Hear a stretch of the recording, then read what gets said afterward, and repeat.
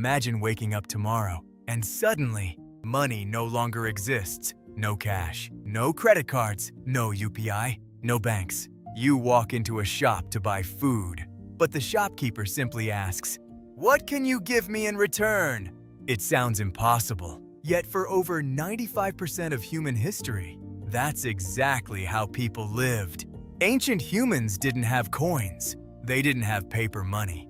They didn't even have the idea of money. So, how did humanity survive without it? And more importantly, how did we invent one of the most powerful ideas in history? It begins with two hungry strangers, standing face to face, trying to make a trade.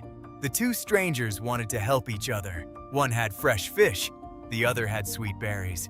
The trade was simple: fish for berries. Both walked away happy. But the next day, something changed. The fisherman needed meat. The hunter wanted animal skins. The person with skins didn't want fish. He wanted stone tools. Suddenly, the trade stopped, not because people were greedy, but because nobody wanted what the other person had. This problem became known as the double coincidence of wants. For a trade to happen, both people had to want exactly what the other was offering at exactly the same time. As human groups became larger, this happened less and less. Trading became slow, frustrating, and sometimes completely impossible. Ancient humans had discovered something important. Barter worked, but only up to a point. If civilization was ever going to grow, humans needed something that everyone would accept. Something valuable, something portable, something people could save and use later. But what could that be? Humans searched for something everyone would accept, not because it was food or a weapon, but because everyone agreed it had value. In some places, people traded beautiful seashells, not because they could be eaten, but because they were rare, easy to carry, and difficult to fake. Elsewhere, salt became incredibly valuable. It preserved food, made meals taste better, and helped people survive. In fact, salt was once so valuable that some workers were paid with it. Other societies used cattle as wealth. The more animals you owned, the richer you were. Some cultures traded beads, others used giant stone discs. Every civilization found its own version of money.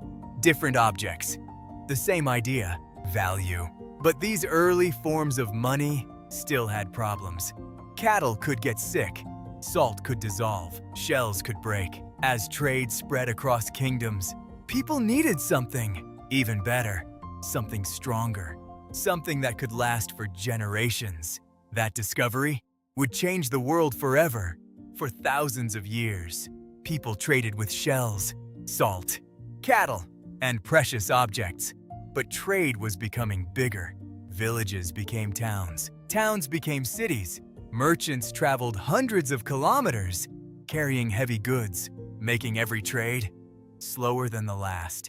Then, around 2,600 years ago, a kingdom called Lydia made a revolutionary invention: small metal coins. Each coin had a fixed value. You didn't need to weigh it or argue over its worth. The ruler's official stamp guaranteed its value. For the first time, a stranger could trust a complete stranger. Trade exploded. Markets grew larger. Kingdoms became richer. Ideas spread faster than ever before. Soon, coins appeared across Greece, India, China, and many other civilizations. Humanity had finally created a universal language of trade. But coins were only the beginning. The greatest invention was still waiting to come. Coins made trade easier, but they created a new problem. Imagine carrying hundreds of gold coins across deserts, through forests, or over dangerous mountains. They were heavy, easy to steal, and difficult to transport. As trade expanded, merchants needed a better solution. In ancient China, people began leaving their coins with trusted merchants. In return, they received a simple piece of paper. That paper represented the value of their coins. Instead of carrying heavy metal, they carried a promise: Over time, governments took control. They printed official paper money, backed by the authority of the state. For the first time, a small piece of paper could buy food, land, animals, even entire houses, not because the paper itself was valuable, but because everyone trusted it. Money had become more than metal, more than shells, more than salt. It had become an idea. But perhaps the strangest part is that today, money isn't even paper anymore. Today, most money is invisible. You can't hold it. You can't smell it. You can't even see it. When you tap your phone or swipe your card, no coins change hands, no paper moves, only numbers, traveling across computers in a fraction of a second. Millions of people trust these invisible numbers every single day. But why? Because money has never truly been about gold, silver, or paper. It has always been about trust. If everyone believes something has value, it becomes valuable. That's why a paper bill can buy a meal, and a few digital numbers can buy a house. The object itself is almost worthless. The trust behind it is priceless. But this raises one final question. If money is only valuable because people believe in it, then who decided what money should be worth?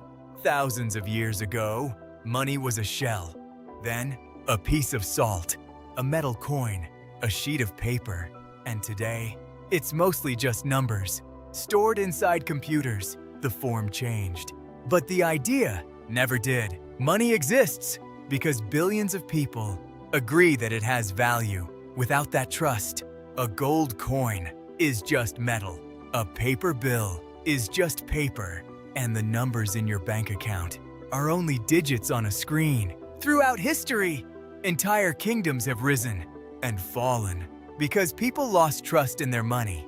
Yet despite every crisis, humanity never abandoned the idea because no invention made trade easier, built larger cities, or connected more strangers than money. So, who invented money? No single person, no single civilization. Money wasn't created in one moment. It evolved over thousands of years. One trade, one idea, and one generation at a time. Perhaps that's why money is one of humanity's greatest inventions. Not because it's made of gold, or paper, or digital code, but because it allowed millions of complete strangers to trust one another. The next time you buy something, take a moment to think about it. You're using an idea that began thousands of years ago, long before banks, long before paper, long before coins. It began when two ancient humans stood face to face, trying to exchange food. That simple problem started a journey that would eventually create markets, empires, global trade, and the modern world. Money didn't change human history.